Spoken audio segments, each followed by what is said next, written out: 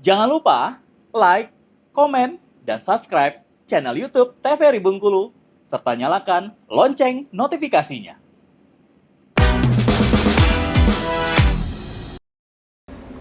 Baiklah pemirsa, opini obrolan pas di sini dengan orang yang memang benar-benar pas nih, yang sudah bertahun-tahun melalang melintang, pahit manisnya, asinnya semua sudah dicoba di dunia protokol ini. Nah, dari bayangan ini kalau untuk di Bengkulu sudah berapa periode gubernur sudah semua dijalanin, menjadi staf protokol juga, terus juga sebagai juga MC kenegaraan dengan yang dihadirkan langsung oleh presiden. Nah, berarti yang unik pada saat penyelenggaraan Hari Pers Nasional itu tahun 2014 itu awal pertama kali tuh Mbak Rini? Iya, awal pertama MC kali di depan presiden. Di depan presiden. Oke, berarti ternyata yang awalnya memang ada MC khususnya langsung dari Jakarta. Harusnya, Mbak Tia Diran. Okay. Siapa sih yang nggak kenal Mbak Tia Diran, betul, ya kan? Benar. Senior, kemudian emang kompeten di bidangnya, kemudian nggak ada lah kayaknya yang nggak tahu Mbak Tia Diran. Dengan suaranya yang iya, khas. Oke. Emang MC presiden juga kan dia. Betul. Nah, kalau untuk ini kan otomatis secara mendadak nih, H-1 nih. Nah, berarti sebelumnya itu tidak dipersiapkan cadar atau memang sudah ditunjuk? Enggak. Jadi pada saat enggak H-1 juga sih, mungkin H-3 itu kan sempat ada tanya-tanya gitu, dari sini protokolnya siapa aja, kayak gitu, dari protokol ini kan set pressnya gitu kan, disebutin lah sama waktu itu kepala bagian protokolnya. Ada MC nggak gitu, ada. Oh ya udah gitu doang. Oh, cuma nanya sekilas aja. Nah, pas udah dapat clue, ini pesawat susah, nanti bagaimana udah ya ini bagaimana ya, ada nggak bisa yang apa kita coba nih. Sebelumnya bukan saya, ada bapak-bapak kayaknya dari stasiun apa TV juga atau radio atau apalah. Sempat juga itu diuji cobakan, cuman nggak tahu, mungkin nggak cocok atau kurang apa, nggak ngerti juga. Mungkin ada standar-standar tertentu ya, kalau kayak acara resmi pemerintahan ini kan agak-agak repot ya. Jadi belum, coba lagi yang lain gitu, coba. Udah kata Pak Kabar, udah majulah coba gitu. Pak nggak bisa, belum dicoba udah bisa. Gitu. Bener juga ya, belum dicoba udah ngomong nggak bisa. Pak nggak bisa Pak, pokoknya udah nyerah duluan kan. Tapi pikir-pikir, kenapa harus takut ya, orang disuruh coba gitu kan. Ya udahlah, belajar terus pelajari dulu kan materinya, kemudian ya nggak tahu kita tanya dong, misalnya kita kira-kira kita nggak nyambung atau apa, tanya aja udah. Ternyata udah bismillah lah coba, dan mereka ya udah, makanya lanjut gitu sampai pas Mbak Tia Dirannya tuh malamnya dateng tuh dites lagi sama dia. Dia pengen lihat, akhirnya udahlah ini aja lah katanya gitu. Sempet juga nolak, cuman katanya udah nggak apa-apa, nanti ternyata kan dia juga jadi penerjemah kan, gitu. Ya udah, akhirnya kerja deh. Wah, itu pasti gitu. Kacau balau rasanya. Mungkin 1 menit sebelum acara dimulai, sebelum ngomong gitu. Pucet baik, udah pucet, dingin. Stres, tau lah, kebayang bagaimana presiden. Kita nggak pernah ketemu sama Pak SBY, kemudian harus ngomong di depan dia. Menteri-menteri juga ada yang hadir, seluruh gubernur hadir se-Indonesia.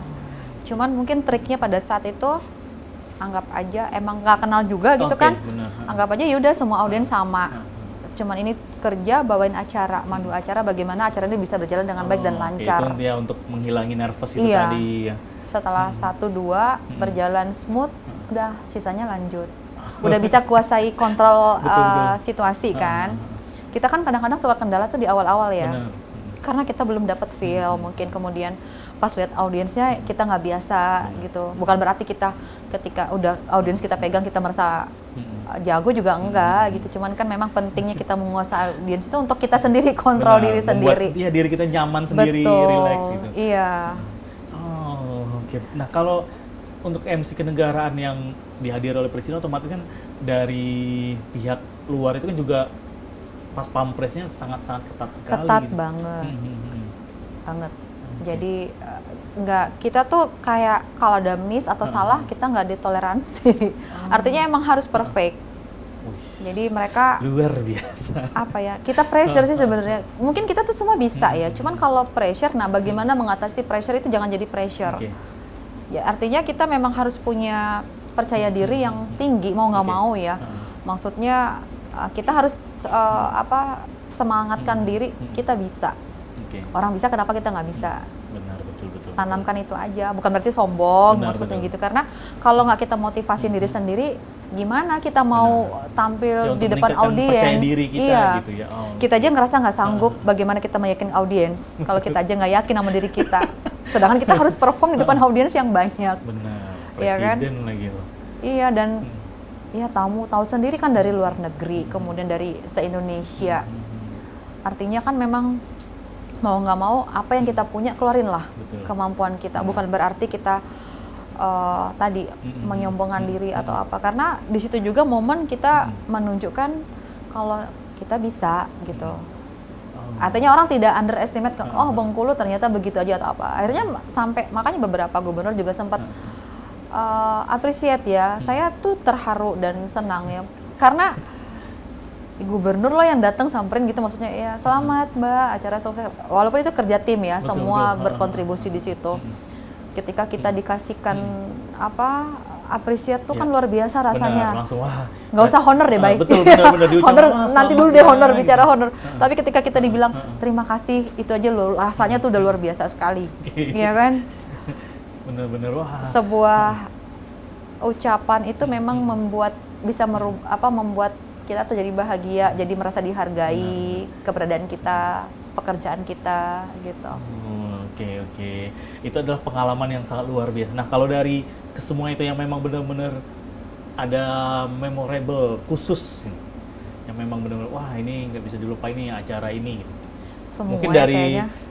trikinya, terus juga mungkin ada miss-missnya atau juga keseruan acaranya. Semua acara kalau saya itu masing-masing punya kesan dan kenangan tersendiri. Banyak hal dari semua acara tuh beda-beda rasanya.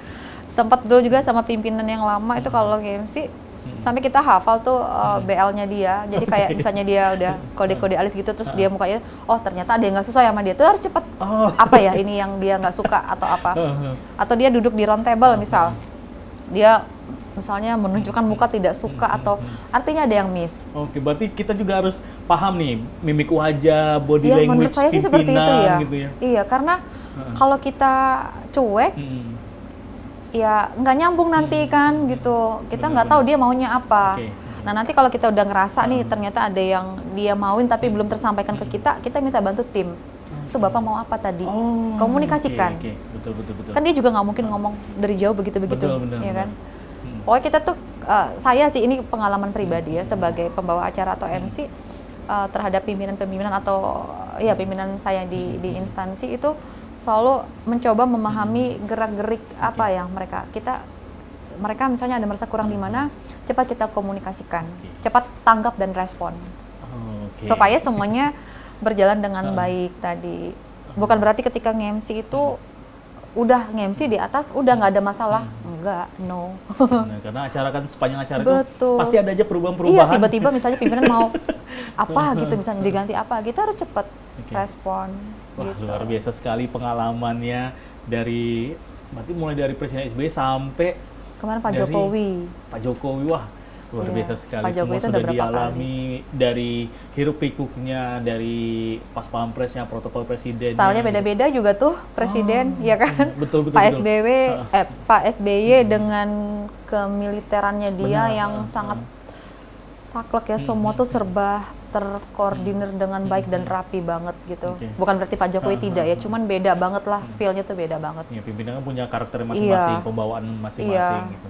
Wah, luar biasa sekali. Beda. Dan pastinya juga ternyata dunia protokol itu tidak seperti yang kita bayangkan harus baku seperti ini. Ternyata ada juga sisi nyantainya, ada juga yang bisa berubah sewaktu-waktu gitu Mbak Rini ya. Oke, luar biasa sekali. Mbak Rini, terima kasih banyak loh udah hadir di Opini hari ini dan sudah ngobrol-ngobrol dan juga sharing bersama dengan pemirsa Opini tentang ilmu seputar dunia keprotokoleran, bahwa ternyata di protokol itu memang sudah diatur dalam undang-undangnya, ketentuan-ketentuannya. Nah, untuk Anda pemirsa Opini yang penasaran, bisa browsing sekarang juga, baca-baca, tidak ada salahnya agar menambah wawasan kita ya. Mbak Rini, sekali lagi terima kasih banyak. Sehat terus, lancar semua pekerjaannya. Amin. Dan pemirsa Opini, terima kasih sudah menyaksikan Opini di episode kali ini. Dan jangan lupa tonton terus Opini, obrolan pas di sini hanya di TVRI Bengkulu. Saya Iqbal Fatwa pamit undur diri. Wassalamualaikum warahmatullahi wabarakatuh. Sampai jumpa.